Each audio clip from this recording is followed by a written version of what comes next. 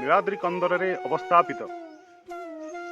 रत्नसिंहासन चका बैठी उपरे चका पारी बसी चका चका आखिरे करुणार कैवल्य को प्रतिनित्य मुहुर्मुहु वितरण करुवा कोटी ओडियार मौड़मणि महाप्रभु श्री जगन्नाथंकर अभय चरणारविंदरे दंडवत। विविध महापुरुष विविध कवि विविध ढंगरे महाप्रभुंकर रूपर गुणगान करि अछन। महाप्रभुंकर रूप टिके आमर विचित्र आज्ञा टिके भिन्न कौन कहते कवि माने जानती आपण कि काठर देह को पथर छाती कला मुह सते उमास राति भुज नुह जेन्हे छगड़ दंडा चालुणी आखि की मनटा हुंडा तथापि कहीं दिने न देखिले एमंत वदन मन मोर जमा बुझई नाही तथापि कहीं। हे महाप्रभु आपणकर ये जो आखि ये आखि आपणकर आखि नुह ना आउ ये आखि आपणकर पद्म सदृश ये आखि की ओडिया जाति बहुत भल पाए जेतेबेले आखि चका आखि सहित चका नयन सहित आमर चर्म नयन मिलन हुए ना आज्ञा कौटी के जानी ए पार्थिव शरीर आखिरे जो लुह टिकक अच्छी से लुह बुंदा टिकक बाहर को बाहरी आसे। भक्त पुनश्च कहे प्रभु जगी थिबो तुम आखि की भ्रमर नहिले भ्रमित होइब बसी जीव पद्म भाविकी प्रभु जगी थिबो तुम आखि की। हे प्रभु आपणकर ये आखि आखि नुह आपणकर आखि होउची नीलाद्रि तड़ागरे नीलाद्रि पुष्करिणी रे सद्य प्रस्फुटित पद्म आपण जगी थिबे नहले भ्रमर केतबळे आसिकी आपणकर से आखि ऊपर बसी पड़िबो आज्ञा। महाप्रभुंकर आखि को नहीं आहुरी अनेक कथा लिखाई है जेमिति भक्त आउ भी कहे कि कला कलेवर कमल आखि भकत भ्रमर भ्रमित देखी भकती केसर मुकती महु सेई महु पी जीवन जाऊ। पद्मरे दीटा जिनस थाए गोटे होची केसर आ गोटे होची मधु जोथि पाई कि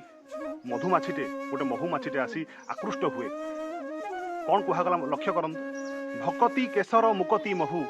भकती होउची भक्ति होउची केसर सदृश आउ ना मुक्ति होउची महु सदृश तेणु पद्मरे जो केसर आउ महु अछि सेथिपाई आकृष्ट हुए सेथिपाई गोटे महुमाछीटे भगवान गोटे फूल प्रति गोटे पद्म फूल प्रति आकृष्ट हुए। ठीक सेमिति ए ओडिया जाति ए भावप्रवणर जाति आपण प्रति आकृष्ट हुए आज्ञा से भकती केसर आउ मुकतिर महुटी के पाइबा। तेणु महाप्रभुंकर आखिर सहित महाप्रभुंकर चका आखि सहित ए आखि जेतବେଳେ मिसी जाए सेतेबेले जो प्रलयटा सृष्टि हुए से प्रलय होउची लुह आज्ञा। जदि आपण पुरी मंदिर केबे जाउचंती आउ महाप्रभुंकर चका आखि सहित आपणकर आखिर मिलन न हेइची आउ से मिलन परे से जो अश्रु रूपक बन्या न बाहरी ताहले भगवान को आपण देखि ना। हम महाप्रभु आपण मान तो जानती महाप्रभु आमर 60 पौटी खाइला वाला दिए किंतु तथापि तांकर केभे बद हजमी हुए नि आज्ञा किंतु भगवानंकर गोटे जिनस बद हजमी हुए कौन जानती से होची गर्व अहंकार आउ प्रभु को जी परीक्षा करने को आसे से निश्चय विफलगामी हुए। थरे सेमती शंकराचार्य आदिगुरु शंकराचार्य पुरी को आसते चारिपटे चारिटा धाम स्थापना कर सारे पुरी को आसते आज्ञा पुरी को आसी से भगवान को परीक्षा करने चेष्टा कले कि ये जो भगवान काठ दिय अच्छा ये कौन वास्तविक जगतर नाथ। तो महाप्रभु भी आमर आहुरी छड़िया आज्ञा कपटरे कालिया को किए बा पारिबो भेद जार न पाती ब्रह्मा विष्णु शिव भगवान को किए पारिबो आज्ञा। भगवान मध्य आदिगुरु शंकराचार्य को माया रचना कले आदिगुरु शंकराचार्य को देखा देलेनी 21 नंबर दिन पर्यंत देखा देलेनी जितेबले जाती शंकराचार्य सब पहुड़ पड़ी था सब किसी ना कि नीतिकांति अनुष्ठित होता है। तो एमती गोटे दिन द्वंद्व पड़ी महाप्रभुंकर जो दिव्य लीला को तांकर जो दिव्य रूप को दर्शन न करि पारी थे आदिगुरु शंकराचार्य कहले जदि आज आसंता काली जदि 22 नंबर दिन दिन जदि महाप्रभु मते दर्शन देवे तो देवे